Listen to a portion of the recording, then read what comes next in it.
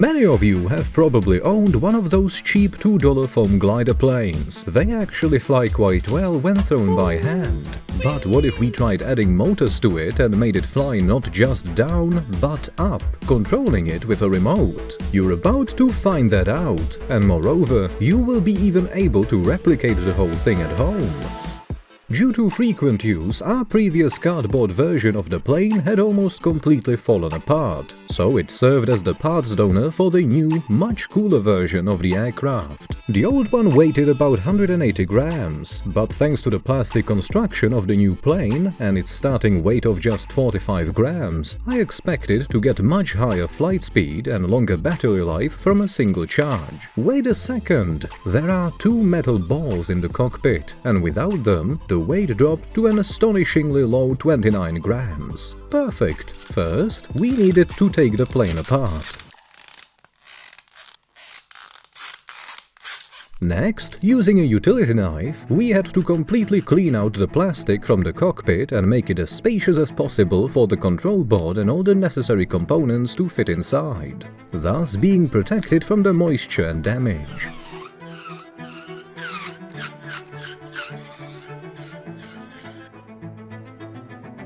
We had to do the same with the cockpit canopy because it was very thick. Few minutes later, everything was ready and the microcontroller board fit into place without a problem.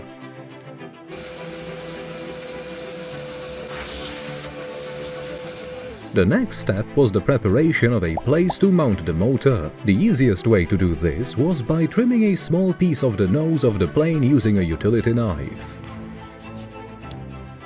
Additionally, I cut grooves that match the shape of the motor mount and the wires coming from it. A hot soldering iron melts foam like a knife through butter. Now everything fits perfectly.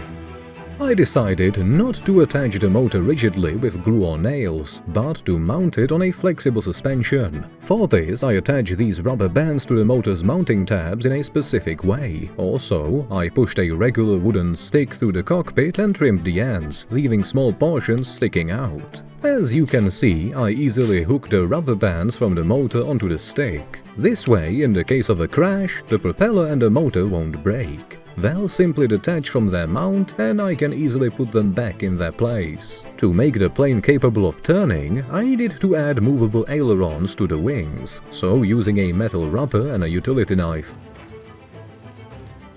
I cut out such large sections from each wing.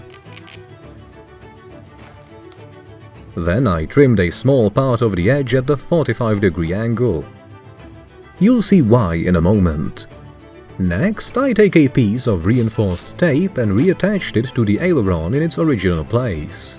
The tape acts as a flexible hinge, allowing the aileron to move not only upward but also downward, all thanks to that small angled cut. I repeated the same steps off camera for the elevator on the tail of the plane. It was time to remove all the parts from our donor that we intended to use to upgrade our Chinese drone. Stefan looked at them and pointed out that we didn't have enough servos to control all four moving elements of the aircraft. I didn't quite understand what he meant at the time, and I just kept working. The first servo was installed behind the cockpit. I had to cut a recess so the servo would stick out as little as possible to avoid disrupting the plane's aerodynamics. We made one slit on each aileron to insert the linkage mounts that can either be store-bought or homemade from wooden sticks. Then I took some standard wire from a hardware store and bent it like this using pliers. One end was inserted into the servo horn and the other into the mount on the aileron. Great, it works! But then I ran into the issue Stefan had mentioned. We only had one servo for the front section of the plane, but two ailerons to control. Luckily, each servo comes with a cross-shaped horn that can replace the regular arm. Thus, by attaching wires to both sides of the cross, we are able to control both wings using a single servo.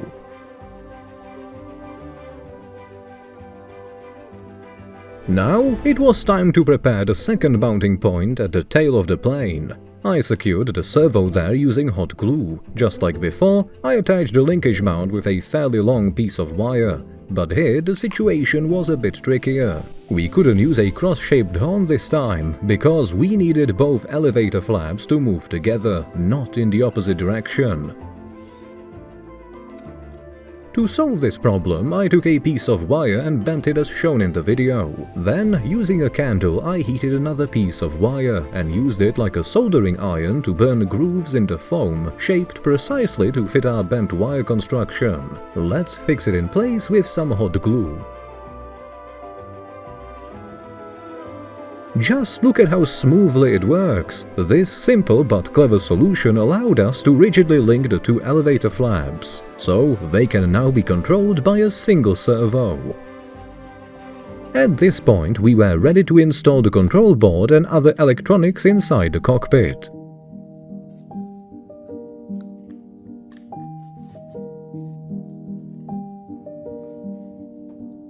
It's crucial to position the battery correctly so that the plane's center of gravity is located just beneath the front wings. After cutting away part of the fuselage at the bottom, I placed the battery there. It will power the main motor and servos. The charging port was inserted into the recess in the body to prevent it from getting wet from the grass. I decided to secure the cockpit canopy using two small magnets, which sticks to a pair of screws embedded in the fuselage. It seems to hold quite well. Let's install the motor. Connect the power cables and mount an orange propeller using a rubber band, allowing it to bend back on impact instead of braking.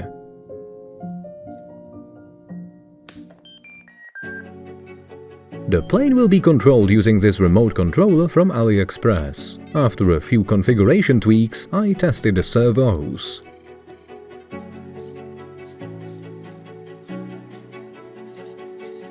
Everything seems to be working perfectly. Let's start the motor. Its power should be more than enough for our aircraft.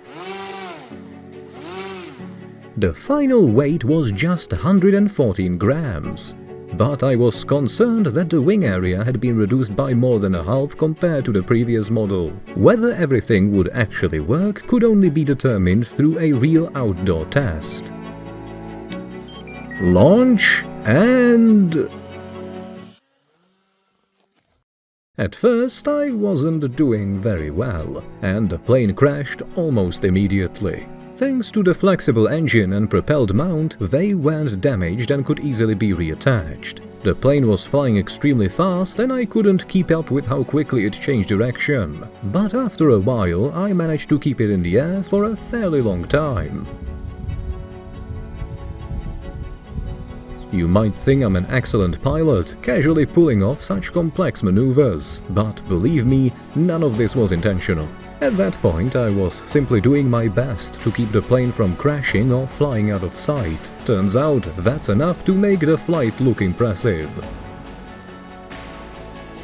We brought a power bank to the field so we could recharge the plane when its battery ran low. And so, we spent the whole evening enjoying the results of our work, turning a hopeless little foam glider into a cool, radio-controlled aircraft capable of performing advanced aerobatics tricks with ease.